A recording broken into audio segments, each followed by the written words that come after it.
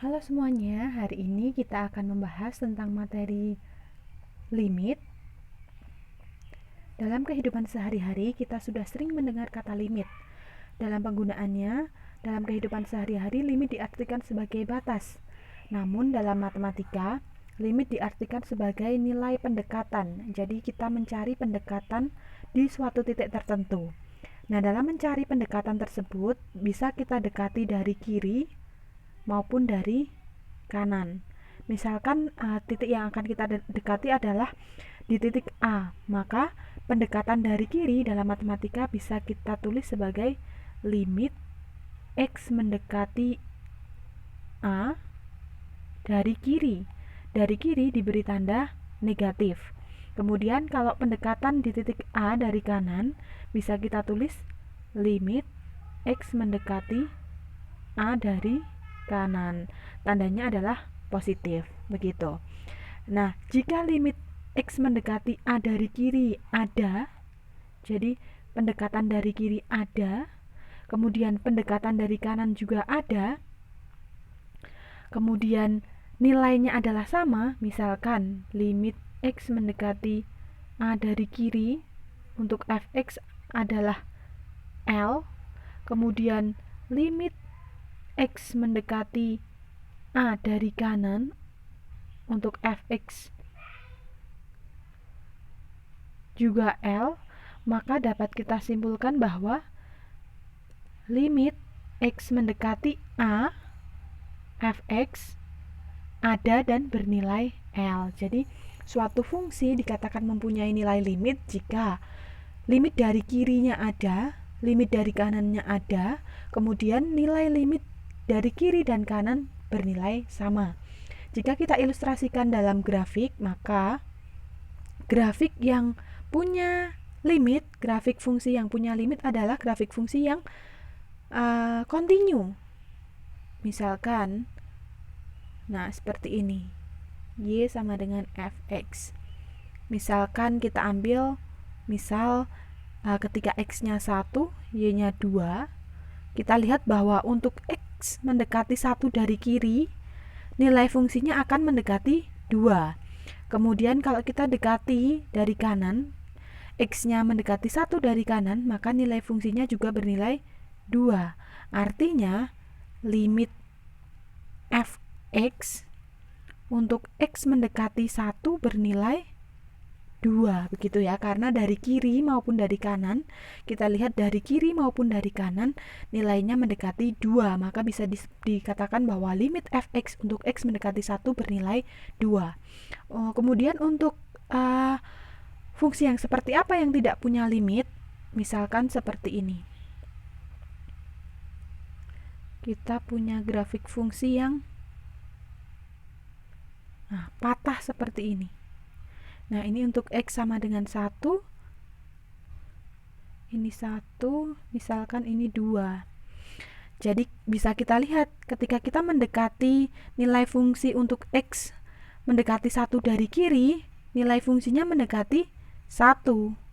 Kemudian kita dekati dari kanan, nilai fungsinya mendekati 2, artinya limit kiri tidak sama dengan limit kanan, berarti limit fx untuk x mendekati 1 bagi fungsi ini tidak ada, begitu.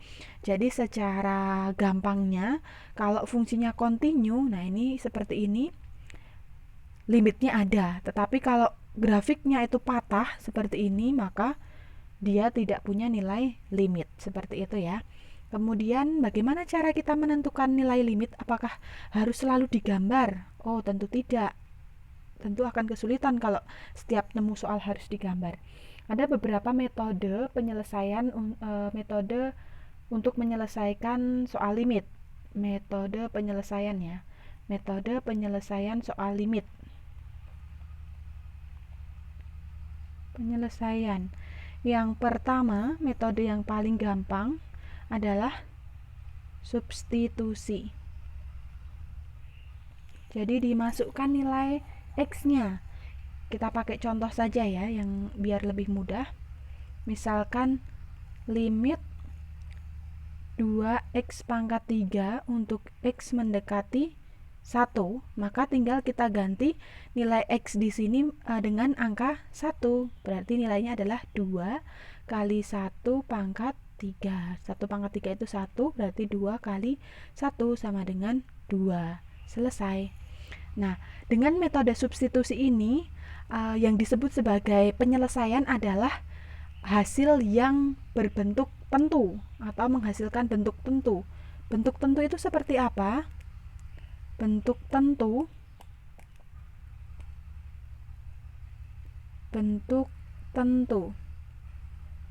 yang pertama yang disebut sebagai bentuk tentu adalah bilangan bulat. Jadi seperti 2 ini ya, bilangan bulat. Misalnya 2, 3, min 1, 7, dan seterusnya. Kemudian bentuk tentu yang lain adalah bentuk pecahan atau A per B gitu ya, misalnya 2 per 3, min 1 per 2, 11 per 13, dan lain sebagainya. Ini juga disebut sebagai penyelesaian. Kemudian bentuk 0 dibagi bilangan. Jadi ketika menemukan suatu fungsi yang disubstitusi, menyelesaikan limit fungsi yang disubstitusi, kemudian nemu 0 per bilangan, maka itu juga termasuk penyelesaian karena dia berbentuk tentu. 0 dibagi bilangan itu selalu 0. Jadi misalkan nemu 0 per 2, maka dia jawabannya berapa? 0. Atau min 0 per 1, nah ini juga min 0 per 11 misalnya, ini juga jawabannya berapa? 0 juga, begitu ya. Jadi kalau nemu 0 per bilangan, maka dia juga jawabannya adalah 0. Kemudian kalau bilangan per 0, ini juga jawabannya adalah tak hingga. Jadi misalkan nemu 2 per 0, nah ini jawabannya adalah tak hingga. Kemudian misalkan menemukan bentuk lain lagi, 5 per 0, nah ini juga jawabannya adalah tak hingga. Jadi dengan metode substitusi ini harus selalu menghasilkan bentuk tentu. Kalau misalnya nemunya bukan bentuk tentu, apakah ada suatu fungsi yang dicari limitnya kemudian menghasilkan bentuk yang tak tentu? Oh, ada. Bentuk tak tentu itu seperti apa? Bentuk tak tentu meliputi yang pertama 0 per 0. Jadi kalau ketemu jawaban 0 per 0, dia bukan jawaban. Nggak boleh ada 0 per 0. Kemudian tak hingga per tak hingga. Tak hingga per tak hingga juga bukan jawaban. Dia bentuk tak tentu. Atau tak hingga dikurangi tak hingga. Ini juga bukan jawaban. Kemudian tak hingga pangkat tak hingga. Ini juga bukan jawaban. Nah, kalau misalnya anak-anak mencari nilai limit dengan cara substitusi, kok hasil akhirnya adalah salah satu dari keempat bentuk ini, maka itu bukan jawaban, maka harus diselesaikan dengan metode yang lain. Metode yang lain itu apa? Nah, akan kita bahas setelah ini. Kita contoh kedua dulu. Tadi sudah contoh yang pertama, sekarang kita masuk contoh yang kedua. Misalnya limit X plus 3 per X min 3 dengan X mendekati 3. Maka kita substitusikan nilai X sama dengan 3. Kita peroleh 3 ditambah 3 dibagi 3 dikurangi 3. 3 ditambah 3, 6 dibagi 3 dikurangi 3, 0. 6 per 0 ini bentuk tentu. 6 per 0 itu tak hingga. Jadi jawaban dari limit X plus 3 per X min 3 untuk X mendekati 3 adalah tak hingga. Kemudian contoh lagi, limit X kuadrat min 9 per X min 3 untuk X mendekati 3. Kita substitusikan nilai 3 ke X, berarti kita peroleh 3 pangkat 2 dikurangi 9 per 3 dikurangi 3. 3 pangkat 2 itu 9, 9 dikurangi 9 itu 0, per 3 dikurangi 3 itu 0. 0 per 0 ini nggak boleh, ini bentuk tak tentu, berarti kita tidak bisa mencari nilai limit X kuadrat min 9 per X min 3 dengan cara substitusi. Kita harus menggunakan cara lain. Nah, cara lain itu akan kita bahas selanjutnya. Metode kedua setelah substitusi adalah pemfaktoran. Jadi dengan pemfaktoran.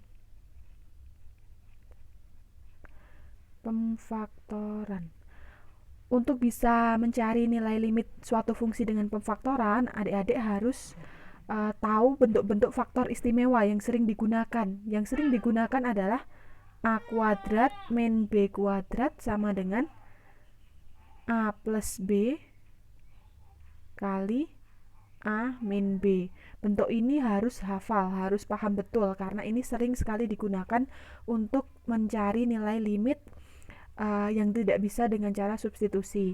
Bentuk yang istimewa yang lain adalah A plus B pangkat 2. Ini bisa diuraikan menjadi A kuadrat plus 2AB plus B kuadrat, atau A min B kuadrat sama dengan A kuadrat min 2AB plus B kuadrat. Ini ya, paling tidak ketiga bentuk ini harus sudah paham dan harus hafal. Kita masuk ke contoh yang tadi, yang sebelumnya. Limit X kuadrat min 9 per X min 3 untuk X mendekati 3 tadi sudah kita coba dengan cara substitusi, jawabannya 0 per 0 ya, berarti kan nggak bisa. Nah, ini harus kita cari dengan metode lain, kita coba dengan pemfaktoran. Yang harus difaktorkan yang mana? Yang mengandung pangkat lebih tinggi. Ini X pangkat 2 dikurangi 9. X pangkat 2 dikurangi 9, ini kan bisa kita rubah menjadi X pangkat 2 dikurangi 3 pangkat 2. Nah, kalau kita lihat bentuknya, ini persis atau mirip dengan bentuk istimewa yang pertama ini kan, A kuadrat min B kuadrat, dengan A-nya adalah X, B-nya adalah 3. Berarti bentuk X kuadrat min 3 kuadrat bisa kita rubah menjadi A plus B dikurangi A min B, berarti X plus 3 dikali X min 3, sehingga bentuk limit ini bisa kita rubah menjadi limit X plus 3 kali X min 3 per, yang bawah tetap ya, X min 3 untuk X mendekati 3. Nah, lihat bahwa ada bentuk yang sama yang bisa kita sederhanakan. Ini tinggal limit X plus 3 untuk X mendekati 3. Selanjutnya gimana? Ya tinggal disubstitusikan nilai X-nya, sama dengan X-nya diganti 3, berarti 3 ditambah 3 sama dengan 6. Nah, ini jawabannya. Ketemu ya jawabannya ya. Jadi kalau misalkan pertama dicoba substitusi nggak bisa, maka silahkan dicoba dengan pemfaktoran. Kita masuk ke contoh yang kedua ya. Contoh limit yang kedua. Contoh soal limit yang kedua. Berikutnya, limit X kuadrat min 5X plus 6 per X min 2 untuk X mendekati 2. Nah, kita lihat bentuk seperti ini, coba kita substitusi ya. Kita pakai metode substitusi. Kita substitusikan 2 ke X-nya. 2 kuadrat min 5 kali 2 ditambah 6 dibagi 2 dikurangi 2. 2 pangkat 2 itu 4, dikurangi 5 kali 2 itu 10, ditambah 6, dibagi 2 dikurangi 2 itu 0. 4 dikurangi 10 itu min 6, ditambah 6 adalah 0 per 0. Nah, kita dapatkan bentuk tak tentu lagi ya, berarti ini bukan jawaban, nggak boleh. Maka kita coba pakai metode yang kedua ya, dengan dengan pemfaktoran. Limit X kuadrat min 5X plus 6 per X min 2 untuk X mendekati 2. Yang kita faktorkan yang mana? Ya ini, X kuadrat min 5X plus 6. X kuadrat min 5X plus 6. Nah, cara memfaktorkannya gimana? Ingat kembali materi persamaan kuadrat. Kita cari dua bilangan yang jika dikalikan hasilnya sama dengan 6. Dan kalau dijumlahkan sama dengan ini, min 5. Ayo bilangan berapa? Ternyata yang memenuhi kedua bentuk ini adalah berapa? Min 6, bukan ya. Min 3 dan min 2. Min 3 dan min 2. Berarti di sini X min 3, X min 2. Sehingga bentuk limitnya bisa kita rubah menjadi limit X min 3 kali X min 2 per X min 2 untuk X mendekati 2. Lihat bahwa ada bentuk yang bisa kita sederhanakan, X min 2 ya. Nah, tinggal limit X min 3 untuk X mendekati 2.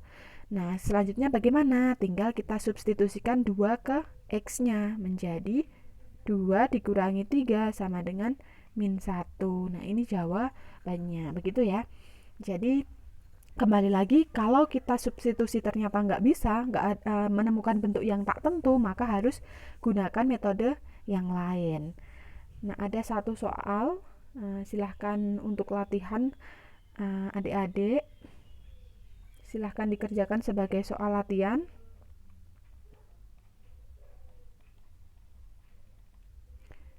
Ini limit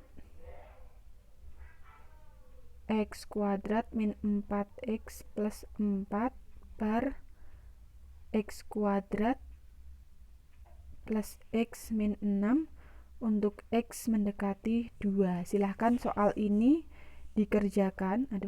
Kecoret. Silahkan soal ini dikerjakan dengan langkah-langkahnya.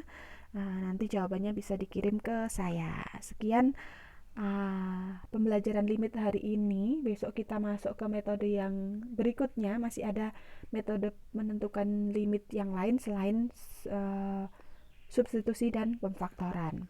Selamat belajar. Terima kasih.